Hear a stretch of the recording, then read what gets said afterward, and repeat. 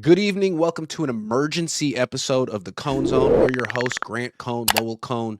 The Philadelphia Eagles just lost to Oakland Zone, Josh Johnson, and the Washington Commanders, which means that the 49ers are traveling to Philadelphia this upcoming week to face the Eagles on the road. We're going to break that all down for you in a bit, but first we want to look back at the game last night because my dad and I usually dissect that game. So, Dad, they lost 13-3 to the Seattle Seahawks. They lost by 10 in a sense that there's no shame in that, but this loss felt like a worse loss than most losses. Would you agree? Oh gosh, there's regular garden variety losses. You lose a game, you move on. I totally understand that. This was a kind of loss where you lose more than the game. And I want to say, Troy Aikman, who I thought did a very good job yesterday, said whoever loses this game, Seattle and the Niners, will have a tough time in the playoffs because each team gave everything it had. And especially the Niners got beat up, physically got beat up.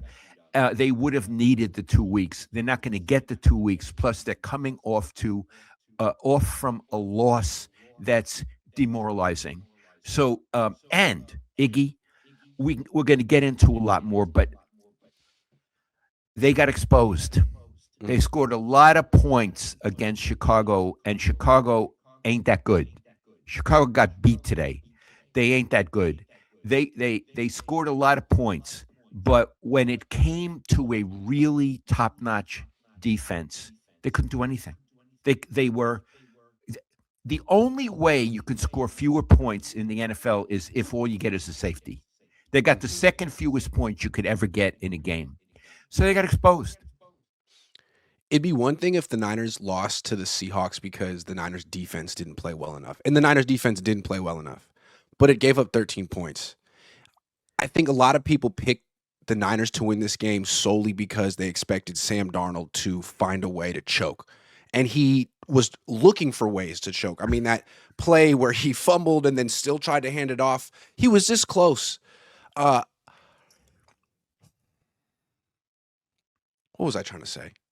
That the factor was Darnold would give it away, and he tried, but Sorry, he didn't I lost give my it train away. of thought. But No, what I was so trying to you're say, a genius. I'm so sorry. What I was trying to say is what made this loss so bad is you couldn't pin it on Saleh. It was you couldn't pin it on the quarterback. It was Kyle. Kyle messed up. Kyle had the worst game of his career, of his season. 3 points from Kyle Shanahan. All he needed was 14. If he could have just found a way to score 14 points, they would have won. And so not only did he get exposed and embarrassed, they were down, what, 10 with like 10 minutes left to go at the 5 yard line. So despite getting really annihilated, pushed around and bullied, it was a 2 score game, almost a 1 score game. You were in position to make something of it, and your whole team blew it. So I think you had a chance to win despite getting pushed around, and you couldn't even be clutch. Iggy, it was a team blowing it. It was first of all, Purdy threw a pass that got tipped. He couldn't throw a clean pass.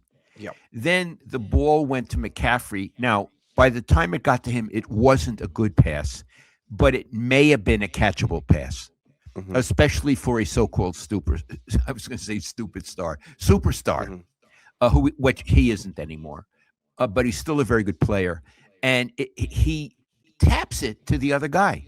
It was sort of very symbolic of the game and of how they do tend to blow things when it matters. If they had won, if the 49ers had beaten the Seahawks in this game, the Niners would have been the Super Bowl favorites. I think a lot of people would have considered them the Super Bowl favorites. Bye week statement win. Instead, they're now looking at a first round loss. I mean, they're probably going to be underdogs going into Philadelphia. They're going to be facing a team with a defense that's almost as good as Seattle's. I mean, what a swing. All because they couldn't score 14 points or stop a run on 3rd and 17. Iggy, to me, that was the worst. Now, Mhm. again, the story of the game is how bad the offense played. But you can't overlook the defense. And you privately have made this point to me. They allowed the Seattle offense to stay on the field a lot, a long time. They didn't help. And on that play, they had the Seahawks at 3rd and 17. They ran the ball, and when you do that, it's a give up play. It's just we want to get yards. I guess they were going to punt after that, right, Iggy? They weren't close for a Yeah. field goal, and Walker got 19 yards. It's like, where was anyone to tackle him? That was such a flop. It was a flop, Iggy, and it was the whole game. And I'm sorry, we're going to be critical today, and a lot of you are 49er fans. And some lady wrote to me and said she doesn't need me to talk about this. I'm sorry. That play was a flop, and that was indicative of the game, which, Iggy, was a flop. It was a flop. It wasn't a loss. It was a flop. Yeah, I got to. And one more thing that was awful about this loss, which was embarrassing about this loss, it's bad enough to lose at home to the Seattle Seahawks in the final game of the regular season with the number 1 seed on the line. I mean, all that's bad enough, but to lose to Sam Darnold, who's not a particularly great quarterback. He was your backup quarterback. You think Brock Purdy's way better than him, but you couldn't really show that on national television. Brock Purdy had a tough game for a lot of reasons, and Sam Darnold wasn't great, but he was good enough to beat you by 10 points at home. I mean, that's insult to injury. In addition, Darnold had a much better passer rating than Brock Purdy, about 30 points better. Purdy had a fish dunk, and it was in the 60s, and the other guy was almost at 100. Yeah, that's pretty embarrassing. The guy that you let go, and the guy that Minnesota let go. The guy you thought nothing of, the guy that you Yeah. thought you were doing a favor for, comes back and ends your season or puts a big dent in it. Yeah, that's a rough one. Yeah, it's a rough one. So Iggy, I have a question for you. Sure. What are some of the things we learned going forward from this game against Seattle? Tell me 2 or 3 things we learned about the 49ers going forward. Jeez Louise. We learned that in the biggest games of the year, no matter how well Kyle Shanahan's been coaching for months, you still can't trust him. I love it. We thought Because he he turned a flopped. corner. We've been talking about how much he grown and matured. And I mean, we were giving him nothing but praise for months. Best season he's ever had. Who is this guy? I mean, coach of the year. Nah. No. It's still Kyle Shanahan. It's Okay. Kyle Shanahan. Another thing we learned is that even though they scored 42 points the week before against Chicago, their offense isn't that good. I mean, who were their threats, Iggy? Let's say yesterday. Who were their threats? All I Kittle know wasn't is one. no, Kittle wasn't one. McCaffrey wasn't one. McCaffrey was awful. He had an awful game, and we were saying it's possible he's really come back to himself. No, he just played a good team. He was playing shitty teams, and was great. Then he played a good team, and he wasn't good. So that's the other thing we learned. Where's the offense, and who are the threats? I suppose Ricky Pearsall's a threat if he ever could get on the field. Yeah. I mean, I know you like him, and I know I know you think he's a very good guy, and I do believe he's a speed threat and the only real one they have. But he's not so speedy when he doesn't play, and he misses a lot of games. That's scary. That he missed the biggest game of the season, and so did the all-time great number 71 left tackle. When you needed him, he wasn't there. Yep. That's not good.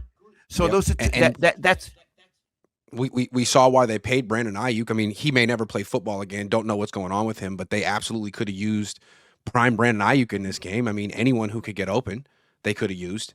It ain't Juwan Jennings. They got to not pay him. Iggy. Is there anything else we learned from the game? Yeah. There is something else we learned. You know, they lost that game to the Rams a month and a half ago. Then they won 6 in a row and lost this game. So they've lost their last 2 real tough division games.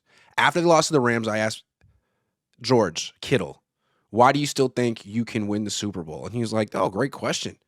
Yeah, I'm real confident that we can because our offense is really good and we can carry this team and score so many points. We can outscore opponents. Like, they don't need to be a full team. All they need is a half a team.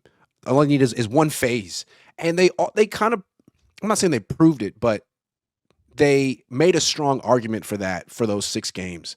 And then they came back crashing down to earth. No, you need a full team to beat good teams. And they don't have such a good offense that they can just outscore everyone. Your offense is going to get beaten. Good defense beats good offense. And we saw what a good defense did to their offense in this game. That's what I wanted to say. And what it means is, although he meant it in a good spirit, Kittle was wrong. Yep. You don't win by just trying to outscore teams. You win by stopping teams also. McDonald beat Kyle head-to-head last night. Beat him. Yep. They were going against each other, and he beat him.